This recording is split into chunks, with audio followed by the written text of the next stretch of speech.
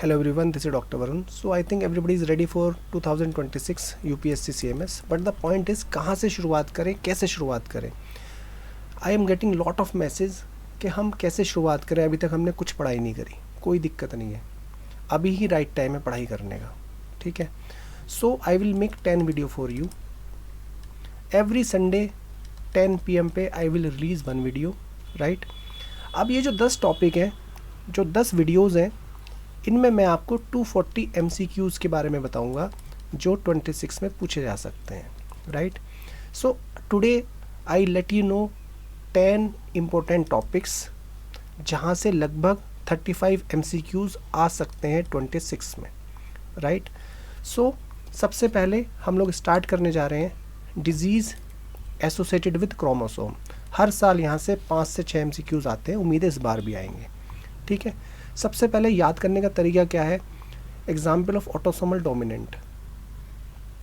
पहले हम लोग टॉपिक पढ़ेंगे, फिर हम MCQ सॉल्व करेंगे, सो दैट आपकी बायोलैटरल स्टडी हो. अब देखो ऑटोसोमल डोमिनेंट को मैंने कैसे याद करता हूँ, जितने भी मुश्किल नाम है लेने में, जैसे मार्फन सिंड्रोम, मार्फन थोड़ा सा भारी नाम है. ठीक है. एकोंड्रोप्लेजिया, एकोंड्रो भारी नाम है. न्यूरोफाइब्रोमेटोसिस भारी नाम है. ठीक है. फ्रॉमेनी सिंड्रोम मतलब सुनने में ही आपको भारी लग रहे हैं, तो उन्हें हम बोलते हैं ऑटोसोमल डोमिनेंट. कोई ऐसा मेरा फंडा है, ऐसा कोई ज़रूरी नहीं आप भी ऐसे याद करें. अब देखो क्वेश्चन आजकल 2 पॉइंट से ज़्यादा आ रहे हैं, या तो एक्स लिंक्ड रिसेसिव से या एक्स लिंक्ड डोमिनेंट से. डोमिनेंट में आप केवल 5 डिजीज़ याद कर लो. मुझे बहुत ज़्यादा इंसाइट है कि 26 में एक्स लिंक्ड डोमिनेंट से क्वेश्चन आ सकता है. आपको केवल 5 सिंड्रोम ही याद करने हैं. कैसे याद करोगे, ओपी गई सबको पता है, बुक का नाम है. तो रटो गई, रट लो बस गई. रट का मतलब R for Rett syndrome, G for Goltz syndrome, H for hypophosphatemic rickets, A for Aicardi syndrome, I for incontinentia pigmenti. गई को जितना रटना उतना रटो. तो this is the mnemonic for X linked dominant. ठीक है. रिसेसिव पे काफ़ी बार क्वेश्चन ऑलरेडी आ चुके हैं, अभी डोमिनेंट वाला बचा हुआ है, तो मुझे उम्मीद है डोमिनेंट से क्वेश्चन आ सकता है. रिसेसिव को कैसे याद करेंगे, यही सिंपल है. Blindness, DMD, haemophilia B, G6PD, retinitis pigmentosa. तो एक्स लिंक्ड रिसेसिव भी हो सकता है, ऑटोसोमल डोमिनेंट भी हो सकता है, ऑटोसोमल रिसेसिव भी हो सकता है. ये भी 25 में ऑलरेडी आ चुका है. Multifactorial, NTD, DNA repair syndrome को आपको याद करना, big fax.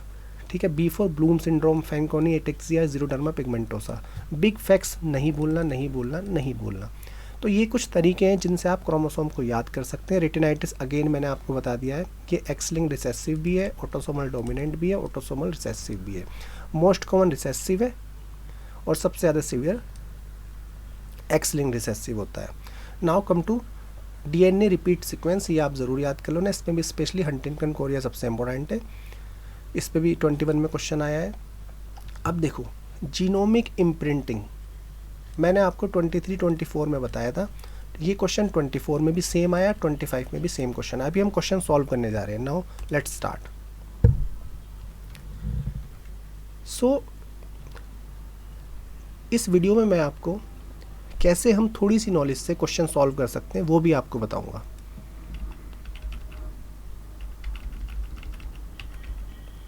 So, which of the following condition transmitted as recessive, यानी X linked recessive की हम बात कर रहे हैं. ठीक है.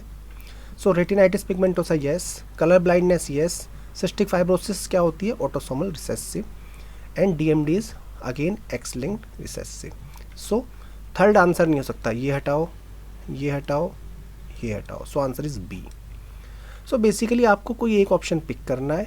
एक ऑप्शन पिक करके आप क्रॉस करो, सो दैट आपको ईजिली जल्दी हो जाएगा, थोड़ा टाइम मैनेजमेंट आपको मिलेगा. नाउ अगेन 2025 में आया है सिस्टिक फाइब्रोसिस.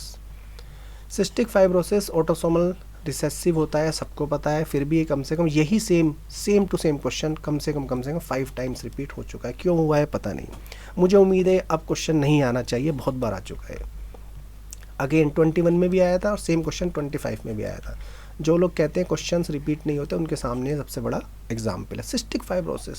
बस उम्मीद है अब नहीं आना चाहिए. नाउ 24 में क्वेश्चन आया था सिस्टिक फाइब्रोसिस ऑटोसोमल रिसेसिव होता है। हंट मतलब सुनने में लग रहा है, हंट मतलब डोमिनेंट, मार्फन मतलब डोमिनेंट, ठीक है। सो ये भी ठीक है, ये भी ठीक है। So option number C is correct. Now अब देखो फैप, फैमिलियल एडेनोमेटस पॉलीपोसिस, ये क्या है according to this chart? It comes under autosomal dominant. सबसे पहली बात तो ऑटोसोमल डोमिनेंट है, ठीक है। इसका मतलब ये ऑप्शन ये रॉन्ग है, इसका मतलब 3 रॉन्ग, 3 रॉन्ग, ये भी wrong. So B is the answer. So आप एक छोटी सी बात से आपने इतना बड़ा क्वेश्चन सॉल्व कर दिया। अब आपको फैब के बारे में ज़्यादा नॉलेज है या नहीं है वो मैटर नहीं करता, हमें तो सिर्फ क्वेश्चन सॉल्व करना है। हमारा क्वेश्चन सॉल्व हो गया। नाउ अल्फा 1 एंटीट्रिप्सिन डेफिशिएंसी, सबको पता है अल्फा 1 एंटीट्रिप्सिन से क्या होता है, एम्फाइसीमा, ठीक है। एम्फाइसीमा सुनने में बड़ा हल्का लग रहा है, मतलब ऑटोसोमल रिसेसिव, ठीक है। सो इसमें देखो ऑप्शन 4 में क्या दिया हुआ है, ऑटोसोमल डोमिनेंट, तो ये ऑप्शन ये रिसेसिव गलत हो गया। सो 4 गलत, wrong, wrong. So answer is A. So इस तरह से आप टाइम भी बचा सकते हो अगर आपको क्रोमोसोम की नॉलेज है। क्वेश्चन तो आनी है, 5-6 क्वेश्चन हर साल आते ही हैं। अगेन फैमिलियल एडेनोमेटस पॉलीपोसिस, ये क्या है, ऑटोसोमल डोमिनेंट। अब देखते हैं, now come to this, yes option 2 is wrong. इन्होंने लिखा हुआ है ऑटोसोमल रिसेसिव, ये गलत है। क्या है ये, ऑटोसोमल डोमिनेंट।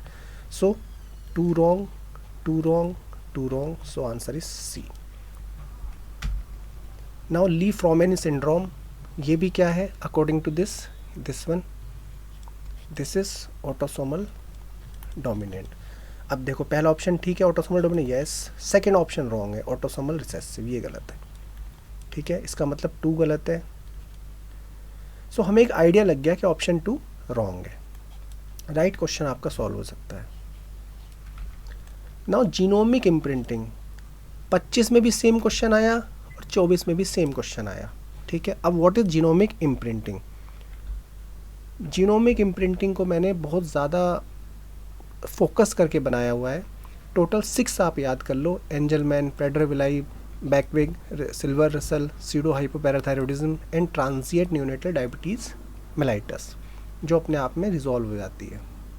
तो ये 7 ऐसी प्रॉब्लम है, मुझे पूरी उम्मीद है कि 26 में इस विंडो से कोई ना कोई क्वेश्चन आएगा। इसको याद करने का भी मैंने तरीका बनाया हुआ है, बहुत अच्छा सा निमोनिक। सो आप इसे याद भी कर सकते हो, ठीक है। सो जीनोमिक इम्प्रिंटिंग का एग्जाम्पल क्या है, सिंपल, प्रेडर एंड एंजलमैन, यानी 1-3 is the answer. Now trauma, you will get 5 to 6 MCQs every year. आसान है बट आपको पढ़ना तो पड़ेगा ही। सबसे पहले स्कोर की बात करते हैं, liver score, MELD, PELD, child Pugh and क्लिफ्सोफा। अब इसको याद कैसे करेंगे, आप याद करो, इधर लिखना है आपको BIC, नाउ इधर लिखना है आपको नेम, NAME। इससे इजी कहीं भी आपको तरीका मिलेगा नहीं याद करने का। So B for bilirubin, INR, creat, E for encephalopathy, name में sodium, ascites, albumin and map. अब देखो याद कैसे करेंगे हम, C is not in C, E is not in E, मतलब creatinine is not a part of Child Pugh, and E is not in E का मतलब है encephalopathy is not a part of MELD या PLD, ठीक है। यही हमें हमेशा एक्सक्लूड करने के लिए क्वेश्चंस आते हैं। नाउ बहुत ही रैपिडली आपको बता देता हूँ, रिवाइज ट्रॉमा, अभी जो सबसे ज़्यादा ट्रेंडिंग है वो सोफा स्कोर है। 6 ऑर्गन इन्वॉल्व होते हैं, बेसिकली ये ICU स्कोरिंग है to use to quantify organ dysfunction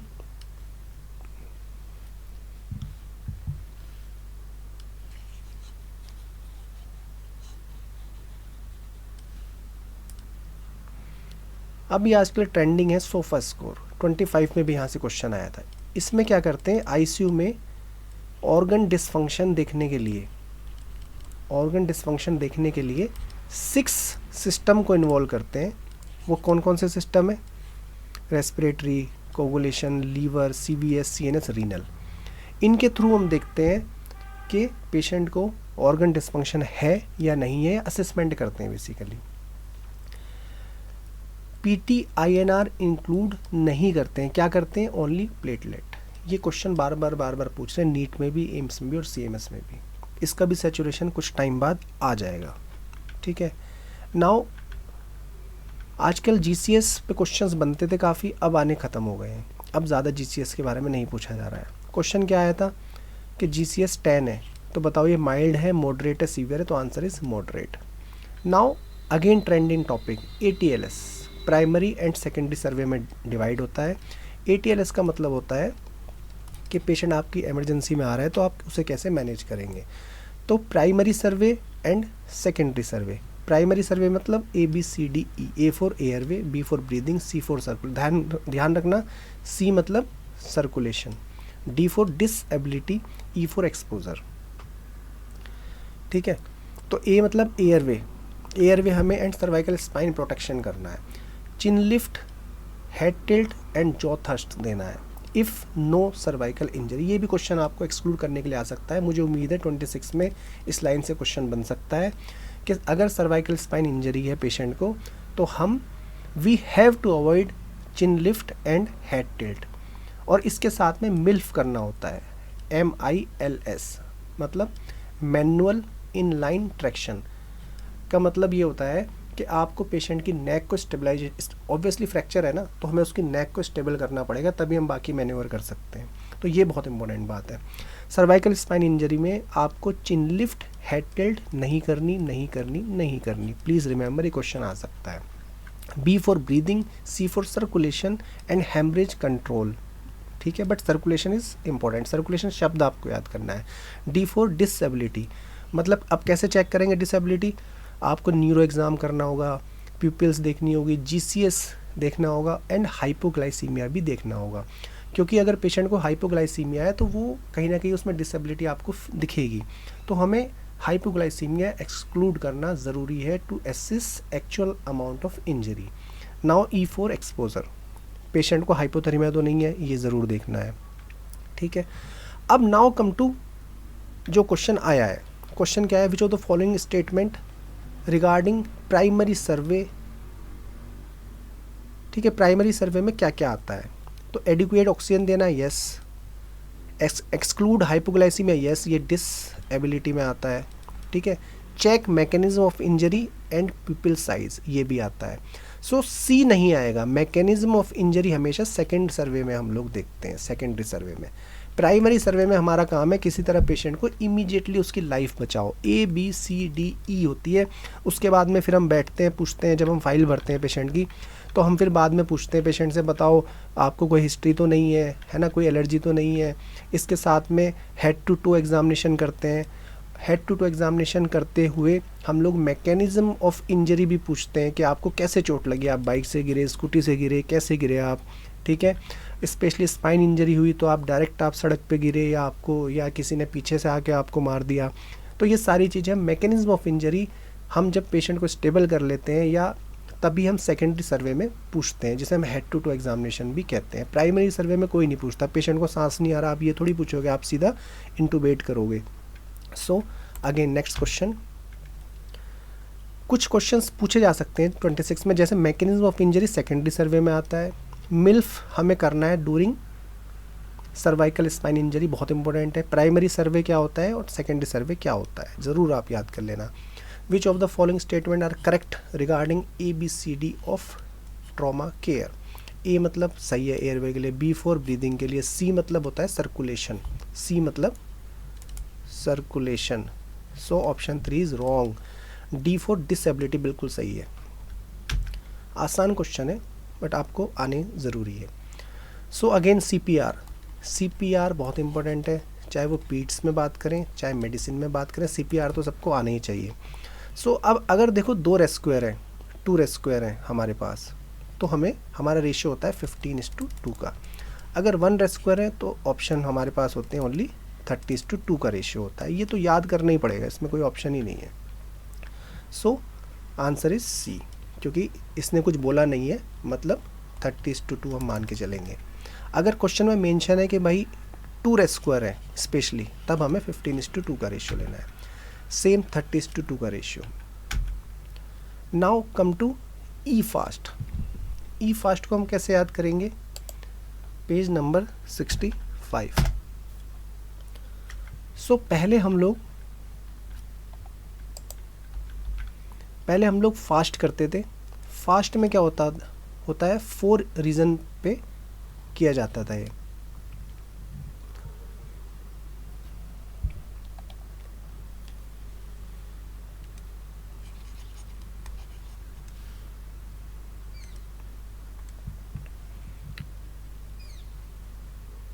so basic difference between fast and E fast क्या है, फास्ट होता है 4 रीज़न में, ई फास्ट होता है 6 रीज़न में, मतलब आपने चेस्ट साइड भी इंक्लूड कर ली, राइट। सो यही क्वेश्चन आया हुआ है, पहले भी मैं कई बार बता चुका हूँ कि ई फास्ट मतलब थोरेसिक कैविटी को हमने इन्वॉल्व कर लिया है, ठीक है। नाउ सोफ़ा वाला ऑलरेडी मैंने आपको सॉल्व करा दिया है। सोफ़ा में सारे सिस्टम इन्वॉल्व होते हैं, 6 सिस्टम इन्वॉल्व होते हैं। आईसीयू में देखते हैं पेशेंट का को मल्टी डिस्फंक्शन या ऑर्गन डिस्फंक्शन का क्या अभी स्टेटस है, वो देखने के लिए सोफ़ा स्कोरिंग सिस्टम यूज़ किया जाता है, जिसमें कि हम लोग कोकुलेशन में प्लेटलेट को यूज़ करते हैं, हम लोग PTINR को इंक्लूड नहीं करते हैं। सो डी हमारा ऑप्शन गलत है। So this one wrong. So answer is a. यही तरीका होता है सॉल्व करने का, इससे आप जल्दी सॉल्व कर सकते हैं। टाइम बचाना ज़रूरी है CMS के एग्ज़ाम में। सो ई फास्ट में थोरेसिक कैविटी को इंक्लूड किया जाता है। अब देखो टू द पॉइंट क्वेश्चन है, ये आने आपको ज़रूरी 26 में यहाँ से क्वेश्चन आ सकता है। So investigation choice for unstable patient, आपकी इमरजेंसी में पेशेंट आया वो अनस्टेबल है, आपको सीधा बेड साइड ई फास्ट करना पड़ेगा, ठीक है। ई फास्ट मतलब एक तरह से USG होता है जो आप इमरजेंसी में करते हैं पेशेंट के लिए। कोई अगर स्टेबल पेशेंट है तो आप CECT एब्डोमेन करो, ठीक है, ध्यान रखना स्टेबल पेशेंट में CECT एब्डोमेन करो। Most common organ involve in blunt abdominal trauma. Blunt, जब भी ब्लंट की बात करेंगे तो स्प्लीन है, अगर हम पेनिट्रेटिंग इंजरी की बात करेंगे तो लीवर है, ठीक है। अब देखो कोई आपके पास पेशेंट आया इमरजेंसी में, बहुत इंपॉर्टेंट बात आपको बता रहा हूँ, उसको हेड इंजरी, ये मेरा पर्सनल एक्सपीरियंस है, उसको हेड इंजरी है। मैंने कभी इतना सोचा नहीं था, जब मैं जॉब करने लगा तो मुझे रियलाइज़ हुआ कि अरे पेशेंट को हेड इंजरी विद हाइपोटेंशन है, मतलब समथिंग इज़ रॉन्ग। जब भी आपके इमरजेंसी में पेशेंट आया तो आपको हेड इंजरी के साथ में हमेशा हाइपरटेंशन ही आपको मिलेगा। लेकिन अगर पेशेंट को हाइपोटेंशन है, हेड इंजरी विद हाइपोटेंशन, तो इसका मतलब उसको कहीं ना कहीं या तो पेल्विक ट्रॉमा है या एब्डोमिनल ट्रॉमा है, मतलब ब्रेन के अलावा भी कहीं इंजरी हुई है, क्योंकि हेड इंजरी में हमेशा हाइपरटेंशन मिलता है, इसे हम कुशिंग रिफ्लेक्स भी कहते हैं, ठीक है, आपको मैं बाद में बताऊंगा। तो अगर हाइपोटेंशन मिल रहा है तो मामला कुछ अलग है। सो एब्डोमिनल ट्रॉमा, चेस्ट ट्रॉमा हमें रूल आउट करना पड़ेगा, ठीक है। देखो ये मैंने 23 में आने से पहले ये एक वीडियो बनाई थी, नोट्स भी बनाए हुए थे कि additional benefit of E FAST, तो answer is chest trauma to be identify. उसी साल ये क्वेश्चन भी पूछा गया है। ऐसे ही सेम क्वेश्चन मैंने 25 के लिए बनाया था, ये इस टाइप के क्वेश्चन 25 में भी आए, ठीक है। सो अगेन हम मूव करते हैं नेक्स्ट क्वेश्चन के लिए। ग्लासगो कोमा अगर 10 है तो माइल्ड मॉडरेट सीवियर में ये मॉडरेट में आता है। अगेन GCS पे क्वेश्चन थे पहले, बट मुझे ऐसा लगता है अब GCS वाले क्वेश्चंस थोड़े से कम हो गए हैं। नाउ पीडियाट्रिक्स माइलस्टोन बहुत सबसे इम्पोर्टेंट है। माइलस्टोन है पेज नंबर 157। सो ये विंडो आपको याद करनी ही पड़ेगी टेबल। अगर आपने टेबल याद कर ली तो 3-4 क्वेश्चन इसी में से आ जाएंगे। 6 मंथ पे क्या होता है, 9 1 year, 18 month, 2 year, 3 year, 4 year and 5 year पे क्या क्या होता है। अगर आपने याद कर लिया तो दोस्तों पक्का यहाँ से क्वेश्चन है, क्योंकि माइलस्टोन से हर साल 5-6 क्वेश्चन आ ही रहे हैं, कि कोई भी साल उठा लो। मिरर प्ले कब करता है, मिरर मतलब 6 वर्ड मतलब 6 मंथ पे। एंजाइटी मतलब 7 वर्ड 7 मंथ पे, ठीक है। मैंने बहुत अच्छे निमोनिक बनाए हैं माइलस्टोन याद। अगर आपको माइलस्टोन में कन्फ्यूज़न रहता है तो आप ये निमोनिक के थ्रू बहुत ईजिली चीज़ें सॉल्व कर सकते हैं। ये निमोनिक, ठीक है। उसके बाद में 3 मंथ पे गोल मतलब 3 वर्ड, साइकिल ट्राई मतलब ट्राई साइकिल मतलब 3 वर्ड, क्रॉस मतलब 4 होता है ना, 1 2 3 4, राइट। 5 मतलब ट्राइंगल, ट्राइंगल बनाना हमेशा डिफ़िकल्ट होता है, राइट। ऐसे ही सेम 3 ईयर पे बच्चा क्या क्या कर सकता है, जेंडर जानता है अपना, क्योंकि सेक्स मतलब 3 वर्ड, फुल नेम मतलब नाम में 3 शब्द हैं, एज में 3 शब्द हैं, रात में 3 शब्द हैं, पोएम मतलब 4 शब्द हैं, ठीक है। टॉयलेट, 4 साल का बच्चा गाना गाते हुए टॉयलेट जाता है, ये आप लाइन याद कर लेना, ठीक। तो इसमें 4 साल का बच्चा गाना मतलब गाना गाते हुए टॉयलेट जाता है, ठीक है। ये आपको विंडो टेबल ज़रूर याद करनी पड़ेगी, यहाँ से ही क्वेश्चन बन रहे हैं। अगर हम 23 की बात करें तो इसने उन्हें पूछा है 9 मंथ पे बच्चा क्या क्या करता है, सो 1 2 3 इज़ द आंसर। फिर पूछा गया है कि 3 ब्लॉक्स कब बनते हैं, सो 3 ब्लॉक्स बनते हैं 18 मंथ पे। 8 to 10 वोकेबलरी भी होती है दिस वन 18 मंथ पे, ठीक है। सो आंसर इज 18 मंथ, बिल्कुल टू द पॉइंट दिया हुआ है, ये वेरीफाइड टेबल है, यहाँ से क्वेश्चन आपको ज़रूर मिलेंगे, राइट। नाउ ट्राई साइकिल मतलब ट्राई मतलब 3 शब्द, सर्किल मतलब नेम मतलब नाम, नाम मतलब 3 शब्द, जेंडर मतलब सेक्स मतलब 3 शब्द। सो आंसर इज 3 ईयर। 2 ईयर का बच्चा क्या क्या कर सकता है, क्या अपना नाम बता सकता है, नाम नो नहीं बता सकता, नाम मतलब 3 वर्ड, 3 वर्ड मतलब 3 year.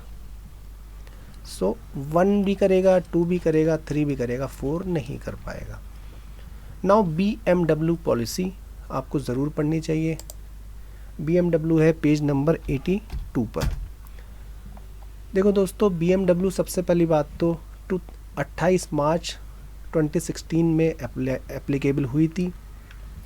It does not apply to, ध्यान रखना, हॉस्पिटल में जैसे हम कहते हैं भाई what is BMW, biomedical waste क्या है, बायोमेडिकल वेस्ट का मतलब होता है anything which is generated in the hospital during OPD, treatment या लैब, या हमारे हॉस्पिटल में कोई भी प्रोसीजर हो रहा है उसमें जो वेस्ट बनता है उसे हम बायोमेडिकल वेस्ट कहते हैं। लेकिन क्या बायोमेडिकल वेस्ट नहीं है? क्या हमारा मोबाइल फ़ोन इलेक्ट्रॉनिक वेस्ट है? नहीं है BMW। रेडियो एक्टिव वेस्ट क्या BMW है? नो। तो ये चारों को आपको एक्सक्लूड करना पड़ेगा, यहाँ से क्वेश्चन बन सकता है। नाउ ये निमोनिक सिर्फ मेरी बुक में दिया हुआ है क्योंकि मैंने ही बनाया है। सो 4 कैटेगरी होती है, येलो, रेड, उसके बाद में blue box and then white transparent box. So yellow को आप कैसे याद करोगे? ABCD। A for anatomical waste जो कि 2025 में पूछा गया है। B for blood bag, blood bag भूलना मत, B फॉर ब्लड बैग। जितना भी प्लास्टिक वाला मटेरियल है, ऑल प्लास्टिक मटेरियल, वो सब जाता है रेड में। कहाँ पे जाएगा? रेड में। लेकिन ब्लड बैग कहाँ पे जाता है? येलो में। तो ये एक एक्सेप्शन है, इसलिए 25 में पूछा गया। C for cytotoxic drugs, D for dressing material. जितनी भी ड्रेसिंग है, आप सोचो आप पेशेंट की ड्रेसिंग कर रहे हो, ठीक है, तो जब भी आप पेशेंट की ड्रेसिंग करते हो आपको गॉज पीस भी चाहिए, आपको ड्रेसिंग मटेरियल चाहिए, वो सबको सब आपको D में आएगा। Red means all plastic except blood bag, चाहे वो IV सिरिंज हो, कैथेटर हो, ठीक है, फोलीज हो, कुछ भी हो, सिरिंज है, कुछ भी है, वो सारा रेड में जाएगा। नाउ ब्लू बॉक्स, ये हमारा ऑर्थोपेडिक्स के लिए सबसे बेस्ट होता है ब्लू बॉक्स। क्यों? क्योंकि हम इसमें इम्प्लांट डालते हैं। तो जितना भी इम्प्लांट है, glass plus metallic implant, glass मतलब आपने देखा होगा हम हॉस्पिटल में जो हमने बहुत सारा वॉयल आती है, वॉयल से हमने लोड किया और वो हमने ब्लू बॉक्स में डाल दिया। तो एक तो हमें एम्प्यूल्स डालने हैं और दूसरा हमें ऑर्थोपेडिक्स वाले इम्प्लांट इसमें डालने हैं। नाउ वाइट, वाइट मतलब शार्प्स, जहाँ भी शार्प वाली प्रॉब्लम है वो सब वाइट में जाएगी ट्रांसपेरेंट बॉक्स में। शार्प को डालने से पहले म्यूटिलेट करना पड़ता है, अगर आप म्यूटिलेट नहीं करोगे तो क्या हो जाएगा? तो हो सकता है निडल स्टिक इंजरी, जो कि बहुत कॉमन है, हर डॉक्टर को कहीं ना कहीं होती ही है, राइट। सो रेड बैग में क्या क्या जाएगा? रेड मतलब all plastic except blood bag. So 4 नहीं जाएगा। So 1 2 3 is the answer.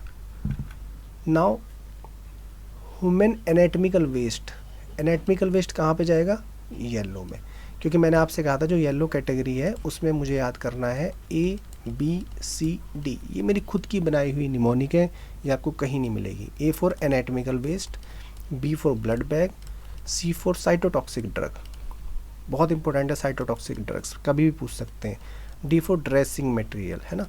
अब ड्रेसिंग में कोई आपसे बताओ यार गोच पीस कहाँ जाएगा या बैंडेज कहाँ जाएगी, तो आपको पता होना चाहिए कि वो ड्रेसिंग मटेरियल है, इसलिए येलो में ही जाएगी। Now this is very very very important topic, मैंने बहुत अच्छे इस पर एक वीडियो बनाई हुई है, मैं आपको लिंक शेयर कर दूंगा, आप उसमें देख लेना, पेज नंबर 172।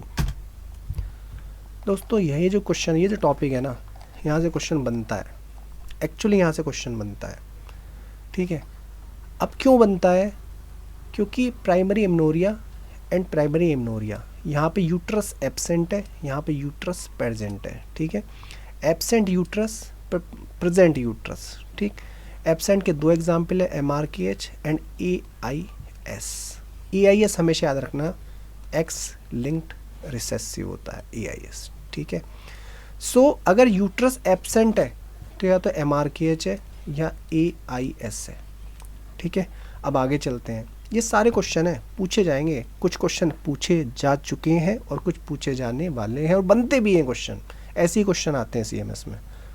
नाउ प्रेजेंट में अगर नॉर्मल है तो क्रिप्टो, अगर इंक्रीज़ है तो टर्नर या वेयर सिंड्रोम, एंड कॉलमैन में डिक्रीज़ हो जाता है। कॉलमैन में जनरली हम एनोस्मिया से भी क्वेश्चन पूछते हैं। ये वन लाइनर है, सारे क्वेश्चन अपने आप में क्वेश्चन है, ज़रूर ज़रूर ज़रूर आएंगे, नहीं आए तो आने वाले समय में ज़रूर आएंगे। ये विंडो दोस्तों मैंने 20 साल के पेपर सॉल्व करके बनाई है, मैंने एक वीडियो भी बनाई हुई है, उसमें आप जाके देख सकते हैं, वहाँ से आपको पता चलेगा। अब ये जो आपके सामने विंडो है सामने, ये दिस वन, जीनोटाइप, जीनोटाइप अपने आप में क्वेश्चन है, अपने आप में क्वेश्चन है, आपको ज़रूर पढ़ना पड़ेगा। सो अब देखो पहले हम कुछ क्वेश्चन सॉल्व करते हैं। Solve some questions. Primary amenorrhoea with absent vagina cervix and uterus, मतलब यूट्रस एब्सेंट है, तो अगर यूट्रस एब्सेंट है तो ये या तो MRKH होगा या AIS होगा, androgen insensitive syndrome, right. Androgen insensitive syndrome बहुत इंपॉर्टेंट है, मैंने एक दो पेशेंट अपनी लाइफ में, पेशेंट नहीं बोलूँगा, मतलब सेक्स डिफ्रेंसिएशन वाले मैंने लोग देखे हैं एक दो, और बिल्कुल पता नहीं चलता। ये बेसिकली एक तरह से इसका जीनोटाइप XY होता है, but it looks like a girl, और बहुत सुंदर ब्यूटीफुल सी लड़की होती है, कोई अंतर पता नहीं चलता है, प्रॉपर ब्रेस्ट वेल डेवलप होती है, ठीक है, लेकिन एब्सेंट प्यूबिक हेयर होते हैं, प्यूबिक एंड एक्सिलरी हेयर, तो यहाँ से आपको पता चलता है। MRKH में क्या है कि एब्सेंट यूट्रस है, right, and normal secondary sexual character है, बस ये दोनों में मेन डिफरेंस है। तो अगर किसी क्वेश्चंस में uterus absent with normal secondary sexual character दिया हुआ है, सो आंसर इज MRKH। अब देखो जीनोटाइप आपको ज़रूर याद होना चाहिए सारे, उसका ज़रूर आएगा क्वेश्चन यहाँ से। नाउ एंड्रोजन इंसेंसिटिव सिंड्रोम, जैसे मैंने आपसे कहा it is X linked recessive, XY इसका जीनोटाइप होता है, ये एक तरह का लड़का है but it looks like a girl, beautiful girl basically. Testicular feminising syndrome एक ही बात है, ठीक है, गोनेडल बायोप्सी से पता चलता है। सो अगर ये हम बात करें तो क्लाइनफेल्टर सिंड्रोम के बारे में हम बात कर रहे हैं। सो 2 is wrong, wrong, wrong, wrong, so answer is C। अब देखो इसमें भी दिया हुआ normal secondary sexual character and absent uterus, so answer is MRKH। Again gynaecomastia है पेशेंट को एंड स्मॉल टेस्टिस, यानी हम बात कर रहे हैं क्लाइनफेल्टर सिंड्रोम की। अगेन आगे भी देखो आप, इसमें दिया हुआ है, सो दिस वन या 47 XXY, टॉल थिंग, सब कुछ बड़ा बड़ा है, बस टेस्टिस छोटे हैं, ये लाइन मैंने लिखी हुई है, right. So small testis, large arm span, everything, anti social है, एग्रेसिव है, गुस्सा बहुत आता है, सब कुछ है, बट स्मॉल टेस्टिस है, बस यही एक छोटा है, बाकी सब बड़ा है। So now vitamin deficiency, vitamin deficiency ऐसी है, सब इग्नोर करते हैं, बट क्वेश्चन यहाँ से 2-3-4 क्वेश्चन आते ही हैं हर बार।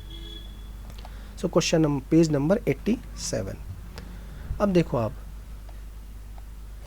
B1 से सबको पता है वर्निक एनकेफेलोपैथी। वर्निक एनकेफेलोपैथी हर साल क्यों पूछते हैं, मुझे लगता है अब इसको पूछना बंद कर देना चाहिए। गोवा इसका निमोनिक बनाया हुआ है मैंने, B1 की डेफिशिएंसी है, ठीक है, हर साल क्वेश्चन इससे आ ही रहा है, क्यों आ रहा है नहीं पता। नाउ नियासिन ये करता है pellagra, triple D is the mnemonic.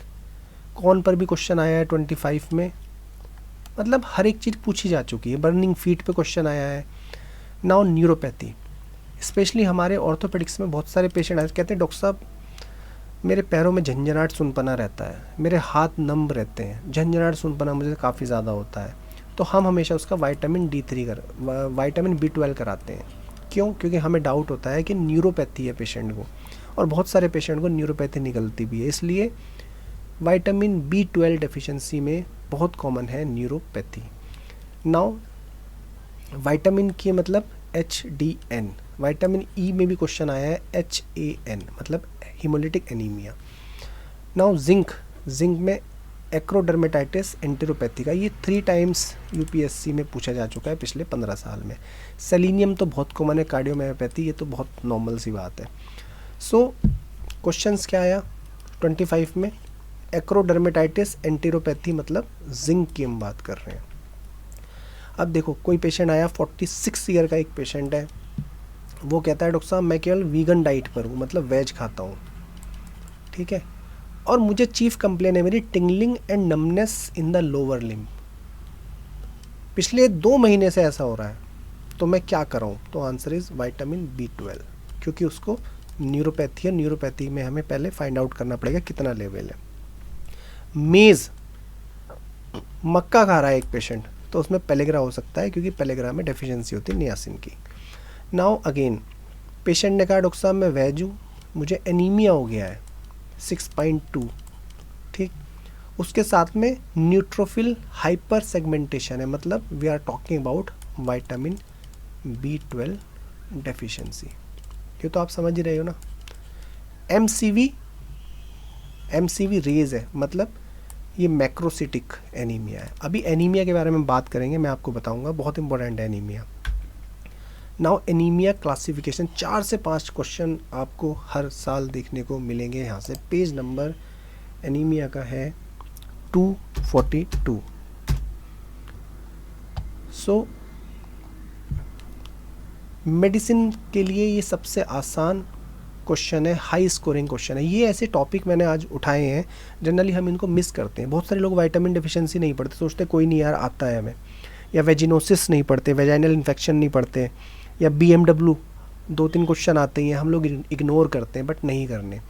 So anaemia classification micro, normo and macro. Micro मतलब सितला याद कर लो, मैक्रो मतलब B12 deficiency, thiamine deficiency, folic acid deficiency, ठीक। सो B12 की डेफिशिएंसी में हमें मैक्रोसिटिक मिलेगा, जो मैंने आपसे क्वेश्चन बताया था, प्लस पेशेंट को नमनेस एंड टिंगलिंग। पेशेंट कहेगा डॉक्टर साहब झंझनाहट है मेरे पैरों में, मैं क्या करूं?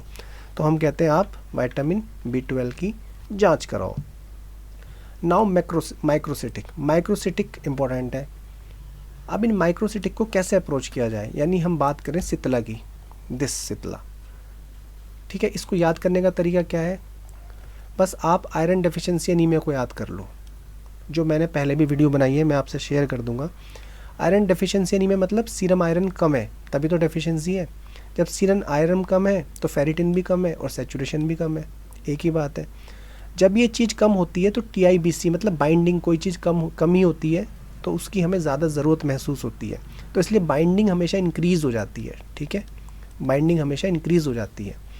एंड मेंजर इंडेक्स भी इंक्रीज़ होता है। मेंजर इंडेक्स केवल या तो हम IDA में कराते हैं, मतलब आयरन डेफिशिएंसी में, या फिर थैलेसीमिया में कराते हैं, दोनों में ये बेसिक डिफरेंस है। तो अगर मेंजर इंडेक्स, मुझे उम्मीद है 26 में पूछा जा सकता है, तो मेंजर इंडेक्स आप ज़रूर याद कर लेना। सिट्रोब्लास्टिक एनीमिया बिल्कुल अपोजिट है आयरन डेफिशिएंसी एनीमिया के, ठीक है।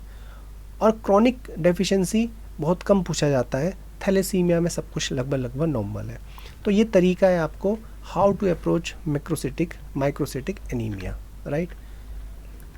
अभी 25 में क्वेश्चन आया है इंट्रावेस्कुलर हिमोलिसिस पे, ठीक है, ये पहले भी क्वेश्चन पूछा गया है। अब देखो इंट्रावेस्कुलर हिमोलिसिस और एक्स्ट्रावेस्कुलर में क्या अंतर है। सबसे पहली बात तो अगर हिमोलिसिस हो रहा है पेशेंट को तो उसका LDH, RBC destruction, compensatory erythropoiesis increase होगा, ठीक है। ये तीनों चीज़ें इंक्रीज होंगी, ये कॉमन है दोनों में, चाहे वो इंट्रावेस्कुलर हो चाहे एक्स्ट्रावेस्कुलर हो।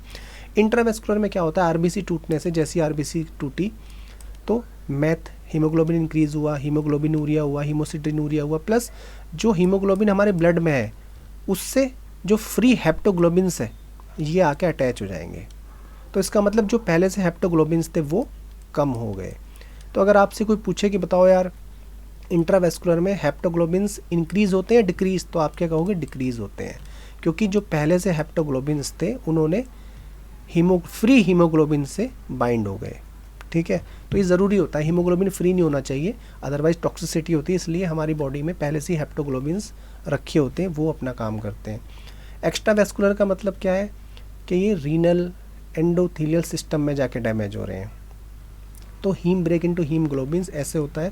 जब भी हीमोलिसिस होता है दोस्तों, ऑलवेज रिमेंबर अनकॉन्जुगेट बिलिरुबिनिया होता है, ठीक है, अनकॉन्जुगेट, कभी भी कॉन्जुगेट नहीं होता है। कॉन्जुगेट मतलब ऑब्स्ट्रक्टिव, बस इतना आपको ज़रूर याद करना है।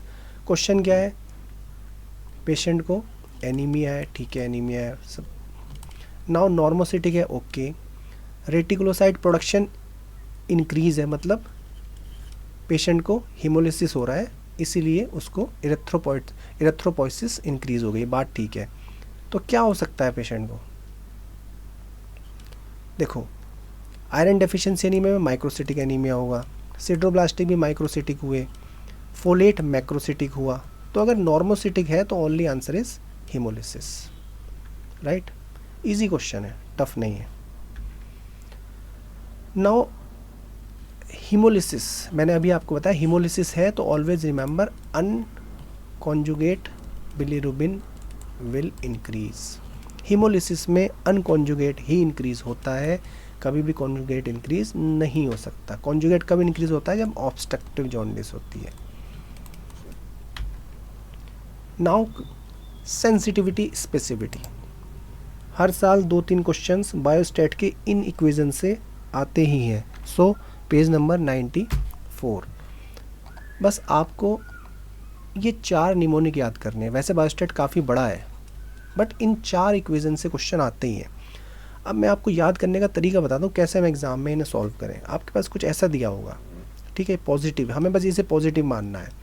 अगर यहाँ पॉजिटिव है यहाँ निगेटिव है तो यहाँ भी P लिख दो, यहाँ भी P लिख दो, यहाँ भी N लिख दो, यहाँ भी N लिख दो, ठीक है। अगर दोनों मैच हो रहे प्रेजेंट तो ट्रू पॉजिटिव, यहाँ पे फॉल्स पॉजिटिव, मतलब इस लाइन में पॉजिटिव रखो, इस लाइन में निगेटिव रखो, ठीक।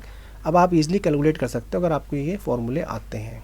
फॉर एग्जांपल सेंसिटिविटी ये 2025 में ही पूछा गया है, हर साल पूछा जा रहा है। अगर हम सेंसिटिविटी की बात करें तो निमोनिक क्या है, true positive divide by true positive plus false negative. Sensitivity की बात स्पेसिफिटी की बात करें तो true negative divide by true negative plus false positive. ये निमोनिक थोड़ा एक मेरी बुक में टाइपिंग एरर था तो इसलिए मैंने स्पेशली आपको ये लिख के भी बता दिया है। नाउ देखो पॉजिटिव है ना तो हमें इस लाइन में पॉजिटिव लिखना है, हमें निगेटिव लिखना है, कभी कंफ्यूजन नहीं होना चाहिए। ऐसे क्वेश्चन इजी वन गलत नहीं होने चाहिए। सो पॉजिटिव यहाँ लिखो P, यहाँ भी P लिखो, यहाँ लिखो N, यहाँ भी N लिखो। P का मतलब दोनों डिजीज़ और पॉजिटिव हैं तो ट्रू पॉजिटिव फॉल्स पॉजिटिव, यहाँ पे true negative and false negative. अब आप कुछ भी सॉल्व कर सकते हो इनको लिखने के बाद। Now vaginal infection, vaginal infection भी 2-3 क्वेश्चन आते हैं। ये छोटे टॉपिक हैं जो हम इग्नोर करते हैं, आई थिंक अब आप इग्नोर नहीं करोगे। 214 पेज नंबर। देखो दोस्तों आपको कैसे याद करना है, ट्राइकोमोनास को याद कैसे करेंगे, स्ट्रॉबेरी सर्विक्स प्लस इसमें पीएच आपको ध्यान रखनी है, इचिंग एंड बर्निंग होती है, फ्रोदी डिस्चार्ज होता है, ग्रीन डिस्चार्ज, ये आपको याद करना है, ठीक है। फ्रोदी एंड ग्रीन डिस्चार्ज होता है। Now come to bacterial vaginosis. Bacterial vaginosis में एमसेल क्राइटेरिया आपको याद करना है, ठीक है। बैक्टीरियल वेजिनोसिस में कैसे याद करेंगे? डिस्चार्ज फिशी होता है, कोई ईचिंग नहीं होती, एंड विफ टेस्ट पॉजिटिव है, क्लूसेल है। ये आपको आता भी होगा, बस आप इसको रिवाइज कर लेना, ठीक। कैंडिडा को आप कैसे याद करेंगे? कैंडिडियासिस को आपको याद करना है कर्डी वाइट डिस्चार्ज, एक ही लाइन से, कर्डी वाइट डिस्चार्ज प्लस जिन पेशेंट की इम्यूनिटी डाउन होती है, कम होती है, उन्हें ये कैंडिडा ज़्यादा होता है, सबको इस बात का पता है। नाउ एमसेल क्राइटेरिया होता क्या है? एमसेल क्राइटेरिया में 4 पॉइंट्स आते हैं। सबसे पहले ये होता किस लिए? बैक्टीरियल वेजिनोसिस के लिए क्वेश्चन पूछा गया है। Now out of 4 3 should be positive. क्या क्या है? वाइट डिस्चार्ज, वेजाइनल पीएच ज़्यादा होनी चाहिए तभी तो इन्फेक्शन हुआ, विप टेस्ट पॉजिटिव जिसमें हम लोग QH से करते हैं, एंड क्लू सेल्स। ये 4 पॉइंट्स में से 3 पॉजिटिव होने चाहिए, plus bacterial culture is not a part of this test, please remember, भूलना मत, ठीक है। और क्या क्वेश्चन पूछे जा सकते हैं 26 में? एमसेल क्राइटेरिया बेड साइट होता है, ठीक है, क्लिनिकल तरीका होता है कि डिस्चार्ज आप कैसे देखोगे, क्लिनिकली तो देखोगे, ठीक है। नाउ जो नुगेंट स्कोर होता है ये माइक्रोबायोलॉजिकल टेस्ट होता है, ठीक, गोल्ड स्टैंडर्ड होता है। कल्चर इज़ नॉट डायग्नोस्टिक, ठीक, ये 3 लाइन आप याद कर लेना। So this is all about 10 topics. मुझे उम्मीद है 30 से 40 क्वेश्चंस इन छोटे छोटे 10 टॉपिक्स से आएंगे। Again next Sunday I will come again at 10 PM और मैं फिर से आपको 30-40 क्वेश्चंस वाले टॉपिक फिर से बताऊंगा। So thank you so much.